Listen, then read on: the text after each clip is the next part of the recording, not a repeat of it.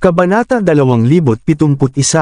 Ang mga nanunood ay may lubos na namamanghang mga ekspresyon, lalo na sina Soren mula sa Pure Void Sect at Jillian ng Marver Sect. Ito ang unang pagkakataon na nasaksihan nila ang tunay na lakas ni Severin.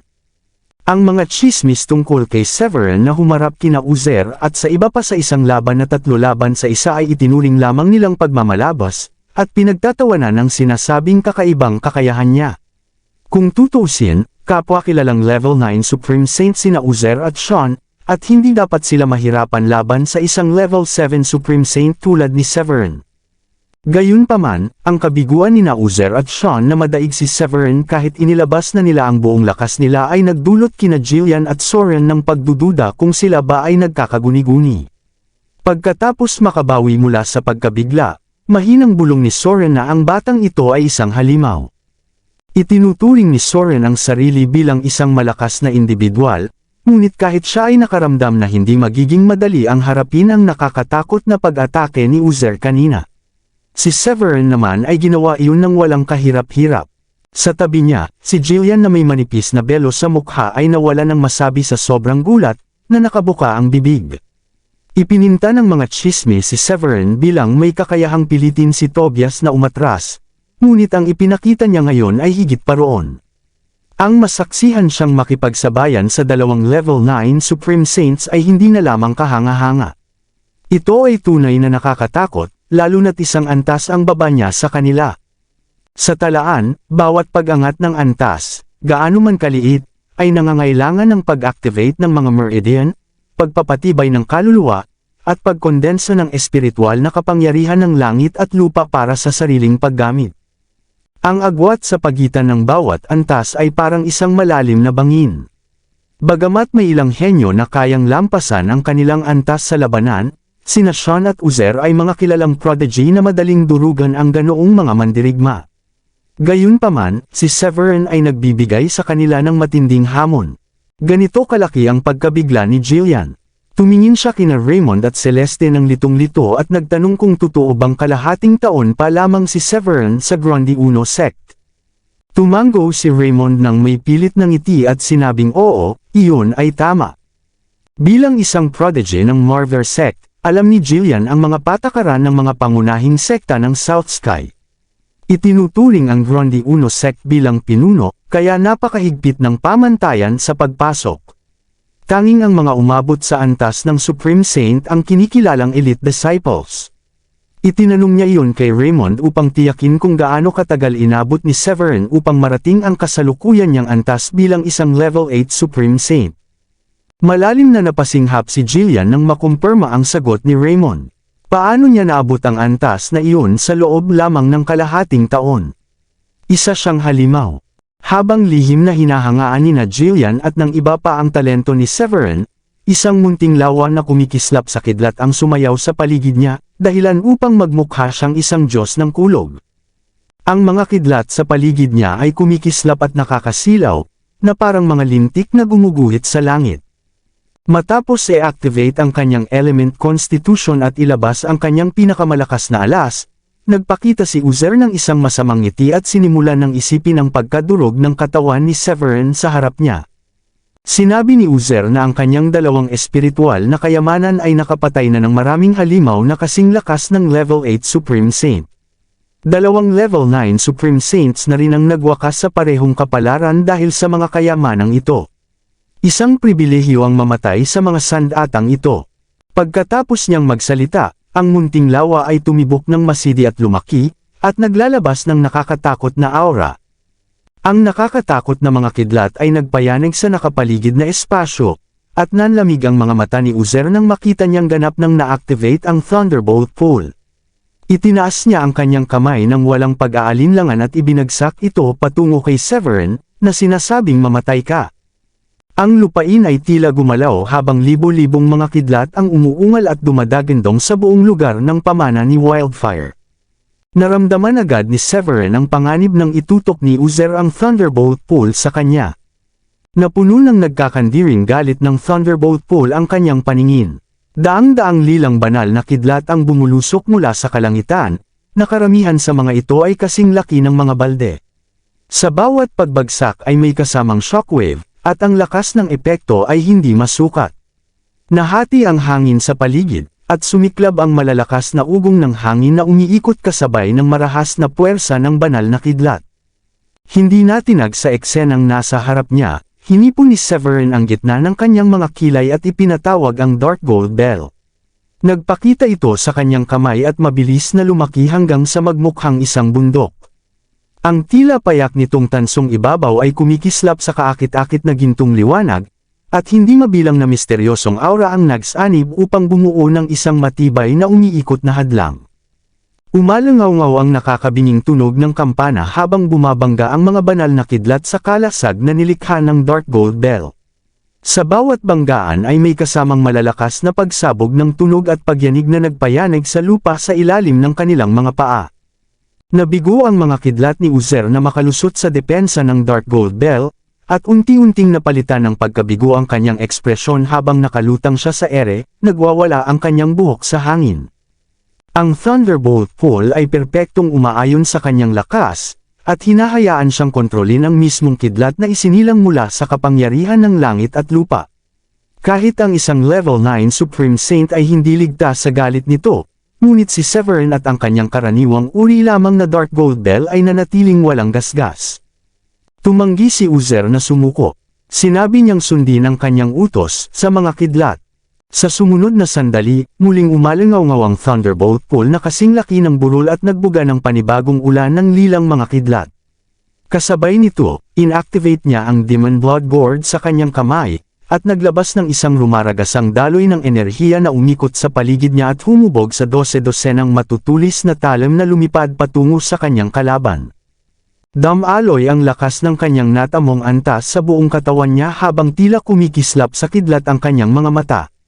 Matapang nang umisi si Uzer at sinabi na tingnan natin kung hanggang kailan mo kakayanin ito. Matapos makita si Uzer na ibinibigay ang lahat, pinakawalan din ni Sean ang kanyang teknik. Ipinahayag niyang mamatay ka habang mahigpit niyang hinawakan ang kanyang gintong sibat at sumugod kay Severin na may matinding pagnanais na pumatay. Ang kanyang galaw ay matalas na parang labaha, at bawat hampas ay may sukdulang layuning pumatay. Sa bawat pag-indayog, isang sinag ng gintong sibat na daang talampakan ang lumilitaw sa hangin. Ang karaniwang Level 8 Supreme Saint ay mangangatog sa harap ng lakas ni Sean na parang isang rabid na demonyo. Ngunit isang mapanuyang ngiti ang lumitaw sa labi ni Severin habang hinaharap ang pinagsamang pag-atake ni Uzer at Sean. Sinabi niyang napakaingay ninyo na parang isang munting insekto. Walang pag-aalinlangan, ang Dark Gold Bell na nakalutang sa itaas niya ay nagningning sa nakakasilaw na liwanag. Isang nakakabinging tunog ang sumabog na parang isang bituin na bagong silang. Ang malakas na klang ay nagresulta sa lahat ng paparating na pag-atake na bumangga sa hadlang ng Dark Gold Bell. Matapos ang isang saglit na pagpitik ng enerhiya, bumalik ang kampana sa kanyang kamay ng buo at walang sira. Muling napuno ng pagkabigo ang mukha ni Uzer nang muling mabigo ang kanyang mga pag-atake. Hinawakan ni Severin ang Dark Gold Bell at mahinahong sinabi na pareho kayong mahihina. Pumintig ng matindi ang mga ugat sa noo ni Uzer habang nilalamon siya ng matinding hangering pumatay. Wala pang sinumang nangutya sa kanyang kakayahan hanggang sa dumating si Severin. Isa siyang prodigy ng Dayform Sect, at may taglay siyang sapat na respeto maging mula sa mga elder na nasa antas Paragon. Gayunpaman, paulit-ulit siyang minamaliit ni Severin, at lalo lamang nitong pinasiklab ang kanyang galit. Nanlamig ang kanyang tinig habang sumanghal siya at nagsabing paano mo ako magagawang libakin, papatayin kita. Sumiklab ang mga misteryosong rune sa kanyang noo habang binubuksan niya ang kasulatang pilosopiya sa loob ng kanyang element constitution. Lalong tumindi ang kulog na aura sa paligid niya, na nagpapahiwatig ng isang kapangyarihang maaaring lampas pa sa Level 9 Supreme Saint. Isang walang kapantay na hangering pumatay ang sumabog mula kay Uzer, at damaloy sa hangin na parang shockwave. Ang kanyang mga daliri ay nagbago at naging mga kuko na nagkakandirit sa magulong kidlat, at marahas siyang umabot patungo kay Severin. Sa isang kumpas ng manggas, inactivate ni Severin ang kanyang malakalawakan na mga meridian at nilinaw ang buong espasyo. Inabot niya ang kanyang kamay at pinakawalan ng lumaragasang Heptagold Sword Energy na tuwirang umiwas sa mga kuko ni Uzer.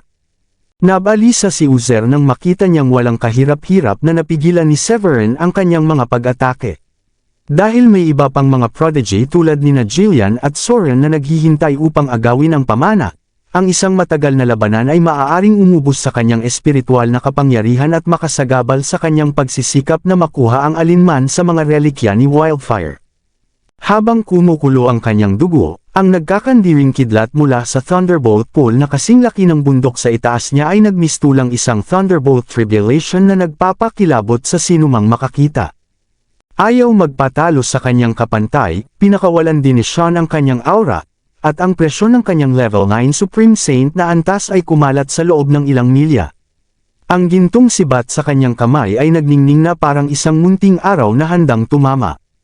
Sumigaw si Sean na tatapusin na kita habang umaalingaw sa buong palasyo ang galit sa kanyang tinig. Sumabog ang banal na liwanag mula sa kanyang katawan, na pinalalakas ang kanyang espiritual na kapangyarihan habang ito ay nagtipon sa kanyang pisikal na katawan. Sa ilang mabilis na galaw, ang mga sinag ng sibat na may kasamang dagandong ng liwanag ay nagsanib sa pag-atake ni Uzer. Pinunit nila ang kawalan at nagdulot ng malalakas na pagyanig sa buong lugar. Sinuri ni Severin ang sitwasyon at pinadaloy rin ang kanyang kapangyarihan. Ang bawat butas ng kanyang balat ay naglabas ng naglalagablab na espiritual na liwanag, at ang kanyang presensya ay pumantay sa ningning ng araw. Ang sword wheel sa loob niya ay sumabog paitaas at tumagos sa kalangitan. Pagkatapos, iwinasiwas ni Severin ang Scarlet Sky Sword at pinakawalan ang kanyang Sky Soil Heptagold Sword Energy. Sa isang iglap, isang nakakatakot na gintong sinag ng espada na napakalawak ang saklaw ang humiwas sa hangin. Kahit si Uzer na isang level 9 Supreme Saint ay nakaramdam ng nalalapit na kapahamakan. Halos manginig ang kanyang kaluluwa sa ilalim ng napakalakas na puwersa. Namumutla ang mukha ni Uzer habang napalitan ng takot ang kanyang galit nang maisip niya kung ginagamit muli ni Severin ang teknik na iyon. Malinaw niyang naaalala na nasugatan si Sean dahil sa teknik na iyon, at unti-unting pumasok ang takot sa kanyang mga mata habang nakatitig siya kay Severin. Agad na kumilos si Uzer nang may matinding panik at binalot ang sarili ng masamang enerhiya ng Demon Blood Gourd. Kasabay nito, ang Thunderbolt Pool sa itaas niya ay muling umikot ng may panibagong lakas, nagpakawala ng rumaragasang kidlat na nagsanib upang bumuo ng isang nagkakandirit na kalasag ng kidlat. Bago pa tuluyang mabuo ang mga depensang iyon, humiwa na sa hangin ang sword energy ni Severin at tinabas ang lahat ng humarang sa landas nito. Ilang segundo lamang nanatili ang kalasag ng kidlat bago ito mabasag sa bilyon-bilyong piraso ng liwanag. Ang Sky Soil Heptagold Sword Energy, na lalo pang pinatibay ng mga natitirang magulong sword wheel, ay nagpatuloy sa pag-abante nito. Natarante si Uzer nang mapagkanto niyang bumagsak na ang una niyang depensa. Umungal siya at pinadaloy ang kanyang espiritual na kapangyarihan upang pilitin ang Demon Blood Gourd na magbuga ng panibagong bug zone ng masamang enerhiya, at umaasang sapat iyon upang pigilan ang liwanag ng espada. Ngunit para kay Severin, isa lamang itong walang saysay na kilos. Ang sword energy ay parang mainit na kutsilyo laban sa mantikilya kung ihahambing sa masamang enerhiya.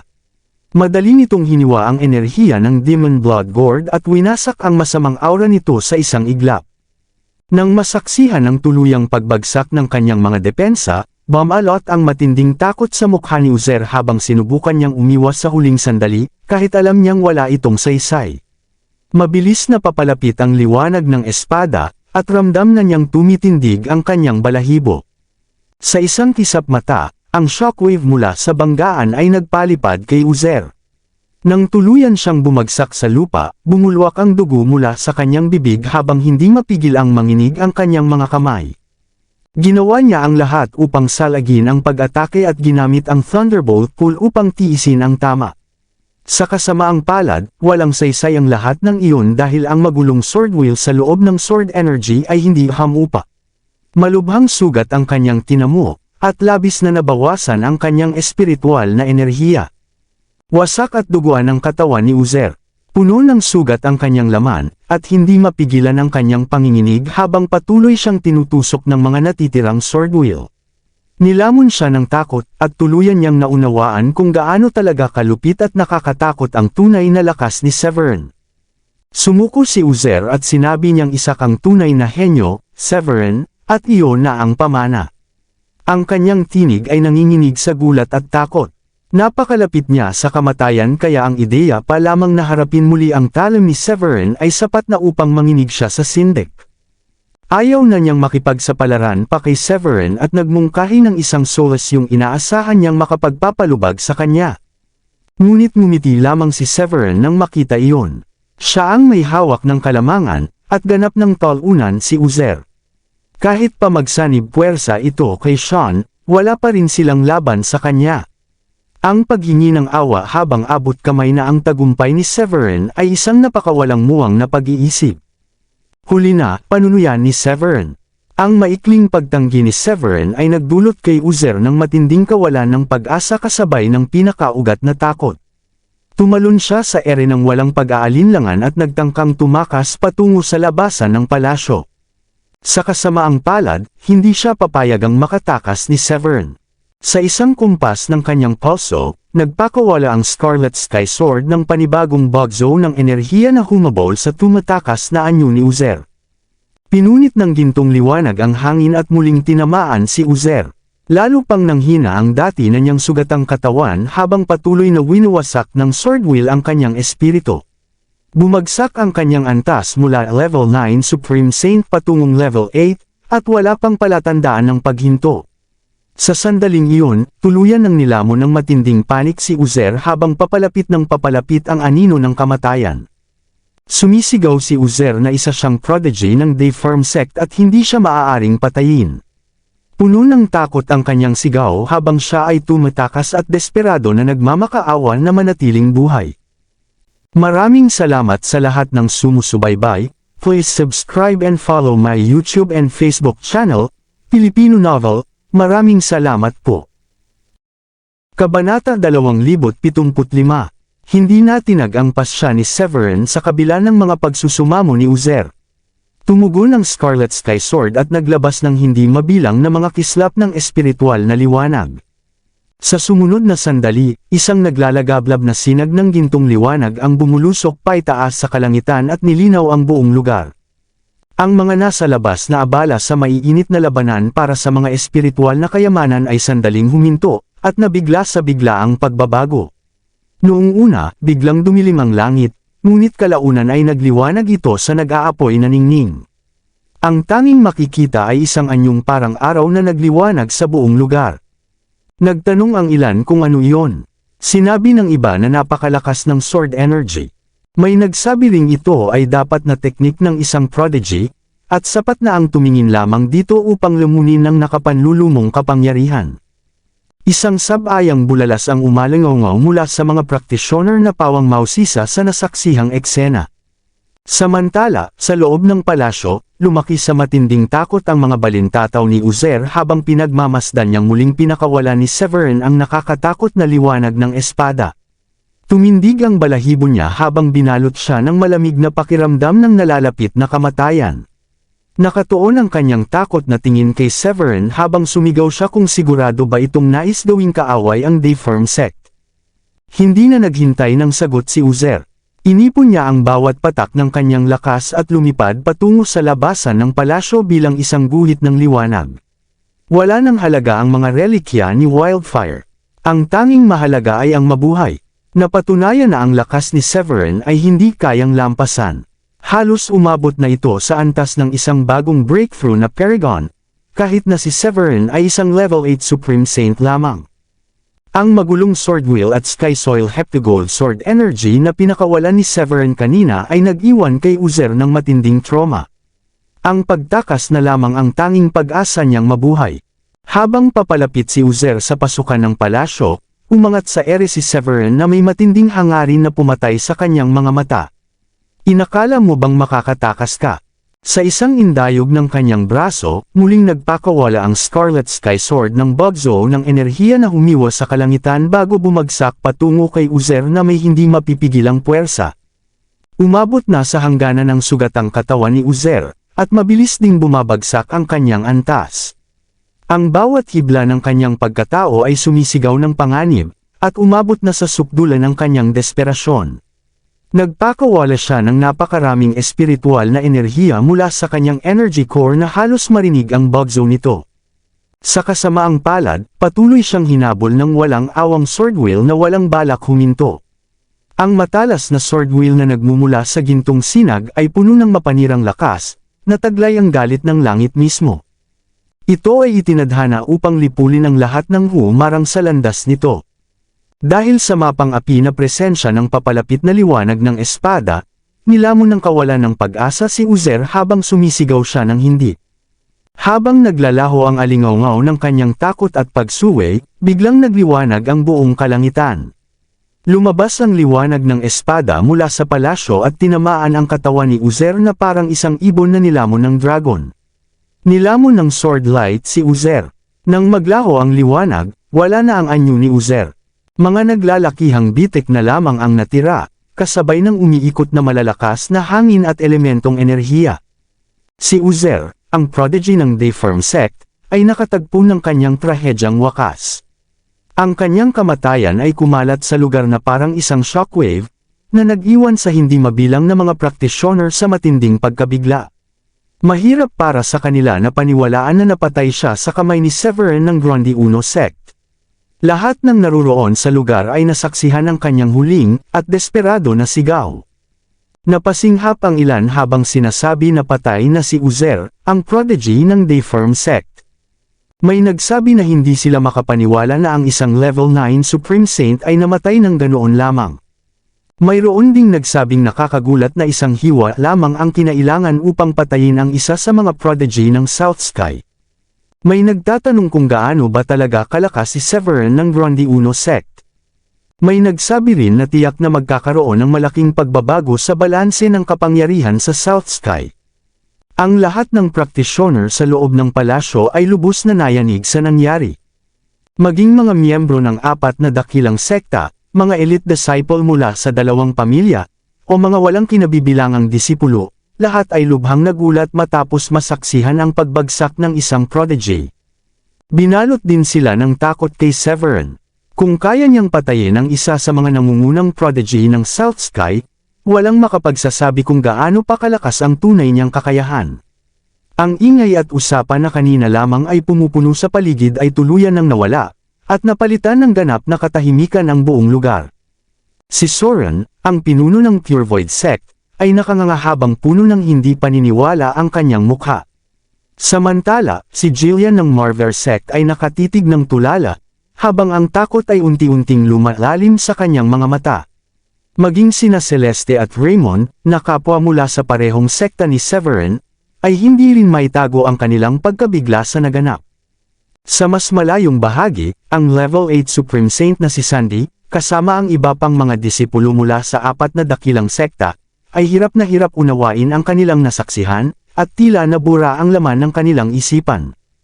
Matapos ang maikling katahimikan, itinaas ni Sean ang kanyang gintong sibat at tumingin kay Severin ng may halong takot at pagkabigla. Hindi siya makapaniwalang napatay niya si Uzer. Ang kanyang kasamang katatapos lamang niyang makipaglaban ay patay na, at ang realisasyong iyon ay nagpadala ng matinding ginaw sa gulugod ni Sean. Sa kanyang paningin, si Uzer ay isang walang kapantay na henyo na kontas ng maraming tanyag na individual. Siya ang prodigy ng Dayform sect at may hawak ng dalawang makapangyarihang sandata. Masasabi pang siya ang pinakamahuhusay sa hanay ng mga prodigy, ngunit walang kahirap-hirap siyang pinabagsak ni Severin. Walang emosyon na sinulyapan ni Severin si Sean at malamig na nanlibak. Oo, ginawa ko iyon. Ano ngayon ang gagawin mo? Para kay Severin, walang halaga ang mga pagsusumamo at pagbabanta ni Uzer. Malakas man ang Dayform sect, gayon din ang kapangyarihang hawak ng kanyang sariling buhay. Ang sinabi ni Severin ay nagpaalab ng galit ni Sean, at nanginginig ang kanyang katawan habang namumula sa galit ang kanyang mukha. Itinuro niya si Severin at pilit na nagsalita. Ikaw. Ginaya siya ni Severin ng mapanukso, ako. Mahigpit niyang hinawakan ang Scarlet Sky Sword at pinanliitan ang kanyang mga mata. Hindi pa ako tapos sa iyo. Habang papalapit si Severin kay Sean, mas hinigpitan ng huli ang kapit sa kanyang gintong sibat at sinubukang pakawalan ang kanyang espiritual na enerhiya. Tumingin siya kay Severin na puno ng takot at kawalan ng pag-asa habang sumisigaw na hindi mo ako maaaring patayin. Sa bawat hakbang na ginagawa ni Severin, pakiramdam ni Sean ay lalong lumalakas ang nakamamatay na aura na bumabalot sa kanya. Napakalakas ng takot na iyon na para bang bumibigat sa kanyang mga balikat at nagpapahirap sa kanyang paghinga. Matapos masaksihan ang pagkamatay ni Uzer at magtamo pa ng matinding sugat sa naunang labanan, nakaramdam si Sean ng pamamanhid sa kanyang anit at tuluyan nang nawala ang dati niyang kayabangan. Bagamat nanginginig sa takot, tumingin pa rin siya kay Severin at nagngit-ngit ang mga ngipin habang ginagawa ang huling pagbabanta. Sinabi niya na hindi siya palalampasan ng mga guards kung papatayin siya. Malamig na ngumiti si Severin, at ang espiritual na enerhiya mula sa kanyang antas bilang level 8 Supreme Saint ay tila ikinulong si Sean na parang isang hadlang. Sinabi niyang mas mabuting alalahanin ni Sean ang sarili niya kaysa mag-alala kung hahabulin ba siya ng mga guards. Ang kanyang tinig ay puno ng malamig na kawalang pakialam. Muling itinaas ni Severin ang Scarlet Sky Sword. Habang naghahanda siyang magbigay ng isa na namang nakamamatay na hampas sa isa pang disipulo, muling natauhan sina Raymond at Celeste at agad na namagitan. Severin, tama na. Sumigaw si Raymond na huminto na si Severin, bakas ang matinding pag-aalala sa kanyang tinig. Nagtaka si Severin at tumingin sa kanya, tinanong kung bakit niya ito dapat gawin at kung nakikialam ba siya para ipagtanggol si Sean. Lumapit si Raymond kay Severin at sinabi na sapat na ang pagkamatay ni Uzer. Huminga siya ng malalim at ipinaliwanag na si Sean ay isa ring prodigy at malapit lamang ang mga elder ng Dayform sect. Kung papatayin pa ang isa pang prodigy, kahit si Pickmaster Miles ay hindi na siya kayang ipagtanggol laban sa mga elder na nasa antas Paragon. Maaari pa raw itong umabot sa puntong dadalhin pa nila ang kanilang mga Royal Paragon. Sumang-ayon si Celeste at sinabi na tama si Raymond. Ayon sa kanya, sapat na ang maturuan ng leksyon si Sean. Kapag nalaman ng kanyang pamilya ang kanyang kamatayan, tiyak na lubos na gagalaw ang kanilang mga elder laban kay Severin. Nag-aalala sina Raymond at Celeste sa maaaring mangyari. Kapwa prodigy ng kanilang henerasyon sina Uzer at Sean. Matapos ang pagkamatay ni Uzer, maaaring maprotektahan pa ni Miles si Severin sa labas ng pamana. Dahil si Uzer ang unang umatake at dapat ay batid niyang ang bawat labanan ay may kaakibat na panganib ng kamatayan. Bukod pa rito, marami pang ibang prodigy sa loob ng Dayform sect kaya't ang pagkamatay ng isa ay hindi ganoon kalaking dagok.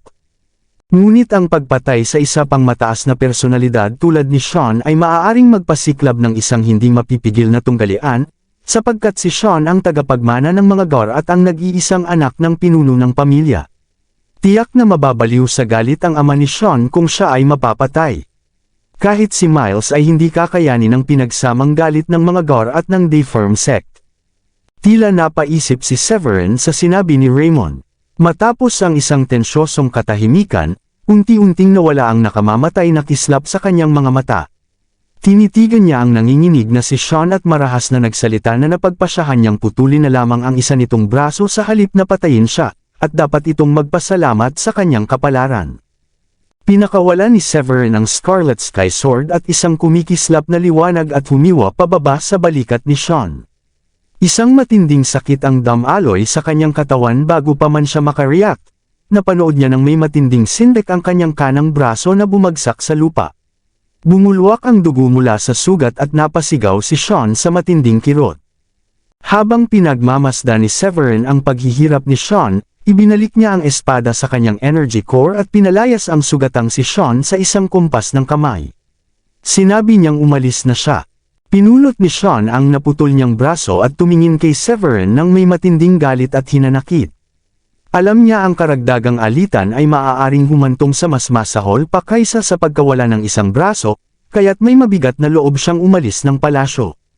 Pag-angat niya sa himpapawid, lumingon siya at tumitig ng puno ng lason ang tingin. Sinabi niyang tatandaan mo ang mga salitang ito, Severin. Hindi pa ito ang katapusan.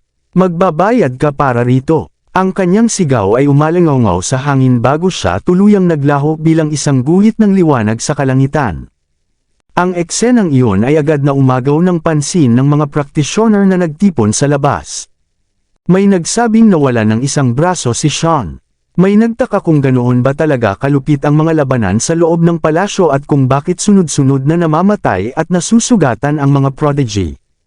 May sumagot na si Severin ang pumutol sa braso ni Sean. May nagsabing parang walang hangganan ang lakas ni Severin. Pinatay niya si Uzer at pagkatapos ay pinutol pa ang braso ni Sean. May nagsabing isa siyang halimaw at balitang kahapon lamang siya nag-breakthrough sa level 8 Supreme Saint. Wala pang isang araw, ngunit nakipagsabayan na siya sa isang level 9 Supreme Saint. Marami sa mga practitioner sa labas ng palasyo ang nagsimulang mag-usap-usap nang makita nilang lugmok at kaawa-awa ang itsura ni Sean habang siya ay umaalis. Sa loob ng palasyo, ang mga prodigy ay nanatiling gulat na gulat habang pinapanood si Sean na tumakas. Si Soren ng Pure Void Sect ay tumingin kay Severin ng may pangamba, habang si Jillian ng Marver Sect ay ganoon din ang reaksyon sa ilalim ng kanyang belo. Si Tobias, ang prodigy ng Steels, ay naging lubhang maingat kay Severin habang lumiit ang kanyang mga balintataw. Si Raymond lamang ang napabuntong hininga ng may ginhawa. Ang pagpigil sa isa pang kamatayan ay isa ng tagumpay. Kung napatay si Sean, hindi niya kayang isipin ang haharapin nilang galit ng parehong Gars at Dayfirm Sect. Halos magiba ang buong Arctic Heights kung tuluyang sumiklab ang kaguluhan. Matapos itabi ang Scarlet Sky Sword at Dark Gold Bell, ibinaling ni Severin ang kanyang pansin sa elite quality na espiritual na kayamanan na kilala bilang Sky Soil Zenith. Sinabi niyang sa kanya ito habang pinadaloy niya ang kanyang espiritual na kapangyarihan upang abutin ang nagniningning na orb. Dahil ang Sky Soil Zenith ay isang relikya ng Royal Paragon, sinubukan nitong lumaban upang hindi maagaw. Gayunpaman, masyadong malakas ang espiritual na enerhiya ni Severin kaya't matagumpay niya itong nakuha at inilagay sa kanyang storage ring. Pagkatapos nito, tumuon ang kanyang tingin sa mga natitirang kayamanan, isang lilang plate na malamang ay naglalaman ng mga teknik sa labanan ni Wildfire, isang aklat na yari sa balat ng hayop na may mga pagsasanay para sa mga Royal Paragon, isang 8th grade pill, at dalawang superior quality na espiritual na kayamanan. Mayroon pang iba pang mga kayamanan sa paligid bukod sa mga may halo. Dahil nakuha na ni Severin ang Sky Soil Zenith, wala na siyang gaanong interes sa iba. Ang susunod niyang prioridad ay ang plaque at ang aklat. Ang lilang plaque ay puno ng mga kasulatang pilosopiya at may maitim na liwanag na bumabalot dito. Sa isang tingin pa lamang, alam na ni Severin na pambihira ang kalidad nito. Tungkol naman sa aklat, kahit hindi niya maintindihan ang mga karakter na nakasulat dito, ramdam niya ang napakalakas na kapangyarihan ng langit at lupa. Tiningnan niya ang dalawang bagay at naglakad pasulong habang nakatingin kina Jillian, Soren, Tobias, at sa iba pa. Sinabi niyang gusto rin niya ang mga iyon. Agad na umasim ang ekspresyon ni Soren nang marinig iyon. Pumasok silang lahat sa palasyo para sa iisang layunin lamang, ang makuha ang mga pamana na iniwan ni Wildfire, ngunit nais ni Severin na angkinan ang lahat ng pinakamahalagang bagay. Para kay Soren, sobra na iyon. Lumapit si Soren na may malamlam na mukha. Isang malakas na aura ang sumabog mula sa kanyang katawan habang tinitigan niya si Severin ng may galit. Sinabi niya na nakuha na ni Severin ang Sky Soil Zenith at ngayon ay hinihingi pa niya ang dalawa pang kayamanan, at tila wala man lang daw siyang respeto sa kanila. Pagkatapos niyang magsalita, nagsimulang umikot ang espiritual na enerhiya ni Tobias sa paligid niya, at pinakawalan niya ang lakas ng isang level 9 Supreme Saint. Ang enerhiyang bumabalot sa kanya ay nagmistulang isang mabangis na halimaw na may anyong tao. Walang pag-aalinlangan, inilabas ni Tobias ang kanyang Soul Devouring Nail gamit ang isang kamay at isang maliit na kaldero naman sa kabila. Lumaki ang maliit na kaldero sa ere at agad na naging kasing laki ng isang gilingang bato. Isang malakas na berdeng liwanag ang bumaba at bumuo ng proteksyon sa paligid ng katawan ni Tobias. Itinaas niya ang kanyang ulo nang may pagkainis at malamig na nagsalita, at sinabing sobra na ang hinihingi ni Severin at hindi ba sapat sa kanya ang isang elite quality na espiritual na kayamanan. Ang pagtutol ni Soren ang nagbigay ng lakas ng loob kay Tobias na minindigan din. Kahit na nakalaban na niya noon si Severin, ang mabilis na pagpatay nito kay Uzer at ang matinding pinsalang ibinigay niya kay Sean ay nag-iwan ng matinding takot sa kanyang isipan. Ngunit kung mananatili siyang tahimik, para na rin niyang hinayaang kunin ni Severin ang lahat ng mahahalagang pamana. Kung mangyari iyon, masasayang lamang ang lahat ng pagsisikap niya sa pagpasok sa mga guho. Bukod sa iilang lumulutang na halos sa loob ng palasyo, marami ring kayamanan na nakakalat sa paligid, tulad ng mahahalagang materyales sa paggawa ng armas, starry sand gold, libong taong black ice, at iba pa. Kahit na mahalaga ang mga iyon, hindi pa rin sila may kukumpara sa mga relikyang iniwan ni Wildfire. Ang Sky Soil Zenith ang pinakamaganda sa lahat ng kayamanan, ngunit napunta na iyon kay Severin. Wala nang ibang pagpipilian ang natitira kundi ituon ang pansin sa mas disenteng mga relikya, kung saan ang lilang plaque at ang aklat na yari sa balat ng hayop ang itinuturing na pinakamahalaga. Pagkatapos ng lahat, iyon ang mga teknik na ipinasa ni Wildfire. Siya ay minsang naging tanyag sa buong South Sky at maging sa mga lugar sa labas nito. Ang kanyang mga teknik ay halos kapantay ng mga mistikong sining na pag-aari ng 4 na malalaking sekta. Lalo na si Tobias, na pinaghihinalaang ang plaque ay naglalaman ng isang banal na teknik. Noon, ginamit ni Wildfire ang Lotus Wildfire upang wasakin ang kalupaan at pumatay ng hindi mabilang na mga high-level na halimaw at mga practitioner sa Arctic Heights. Hindi papayag si Tobias na makuha iyon ni Severin ng walang laban. Kasabay nito, nag-aalab sa galit si Jillian ng Marver sect sa ilalim ng kanyang belo. Umangat siya sa ere sa pamamagitan ng pag-apak sa kawalan, at nagsimulang lumipad ang kanyang buhok sa hangin. Kabanata 2080, hindi papayag si Jillian na makuha ni Severin ang nais niya. Tumingin siya kay Severin na puno ng galit at malamig na sinabi na ang laki ng gana ni Severin. Nakuha mo na ang Sky Soil Zenith, at ngayon ay gusto mo pa ring angkinan ang iba pang pamana. Ang iniisip ni Jillian ay kapareho rin ng kay Tobias. Dahil nakuha na ni Severin ang pinakamahalagang kayamanan, sobra na ang hangarin na kunin pa ang iba pang pamana. Habang lumalapit sina Jillian at Soren, biglang naging tensyonado ang hangin sa paligid. Hindi lumapit sina Raymond at Celeste, ngunit tila hindi rin sila natuwa sa nangyayari. Bilang kapwa-disipulo ni Severin, hindi sila tumutol ngunit hindi rin sumang-ayon sa kanyang ginawa. Ang natitirang mga Level 8 Supreme Saints ay kulang sa katungkulan upang tumayo at ipahayag ang kanilang pagtutol. Kahit si Sandy ay nanatiling tahimik at maingat na pinagmamasdan ang paligid. Ang pagbabago sa ekspresyon ng lahat ay nagdulot ng mahinang tawa mula kay Severin. Sinabi niyang muling lilinawin niya, sa kanya ang mga ito. Ang asensya ng attainment ay isang pakikibaka, maging laban sa natural na kaayusan o laban sa ibang individual. Matibay ang paniniwala ni Severin na kailangang sunggaban ang pagkakataon habang ito ay naruroon. Pumunta siya sa guho ng Royal Paragon upang makuha ang mga relikya ni Wildfire, at hindi niya hahayaan ang iba na kunin ito dahil lang sa itinuturing nilang hindi makatarungan para sa kanya. Lumapit si Severin at pinakawalan ng nakamamatay na sword wheel mula sa kanyang katawan. Ang Chaotic sword wheel ay umalingaw na parang mga espada na naghiwa sa hangin. Ang kanyang Perfect Stage Level 8 Supreme Saint Aura ay sumabog, at ang kanyang buong katawan ay naglabas ng nakakasilaw na liwanag na parabang isang banished celestial ang bumababa mula sa itaas. Sigurado ka bang gusto mo akong labanan? Ang buhok ni Severin ay sumasayaw sa hangin, at ang enerhiya sa kanyang katawan ay lumalabas na parang usok. Napakalakas na presyon ang nagmumula sa kanyang katawan sa lahat ng direksyon. Nang hinarap ni Soren ang napakalakas na suppressive aura ni Severin, pakiramdam niya ay may napakalaking bundok na bumabagsak sa kanya, kaya mahirap na makagalaw kahit ng 1 pulgada.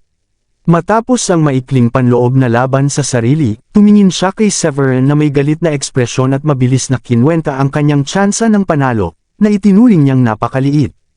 Higit sa lahat, ang pagkamatay ni Uzer ay nagdulot ng takot at pinatay ang anumang fighting spirit na mayroon siya kanina. Napabuntong hininga si Soren nang may pagkasukwem ngunit may kaunting pagtanggap at sinabi na siya ang unang tao sa maraming taon na nagpakita ng ganitong kawalang galang sa kanya. Itinaas ni Soren ang kanyang kamay, inabot ang isa sa mga lumulutang na halo, at kinuha ang isa sa mga kayamanan na hindi ginusto ni Severin. Tumitig siya kay Severin ng malamig, na naniniwala na si Severin ay malapit ng mapahiya matapos matutunan ang pagkamatay ni Uzer. Magpakamasigla ka habang may pagkakataon, naisip ni Soren matapos kunin ang isa sa mga kayamanan. Nang makita ni Tobias na pinili ni Soren ang manahimik sa kabila ng unang sigasig na labanan si Severin, isinumpo niya si Soren bilang duwag. Sayang ang kanilang pagtatangkang harapin si Severin na nauwi sa kabiguan. Maliit rin ang kumpiyansa ni Tobias sa isang solo laban kay Severin, dahil napatay na niya si Uzer at nasugatan ng malubha si Sean. Wala siyang balak na mauwi sa parehong kapalaran.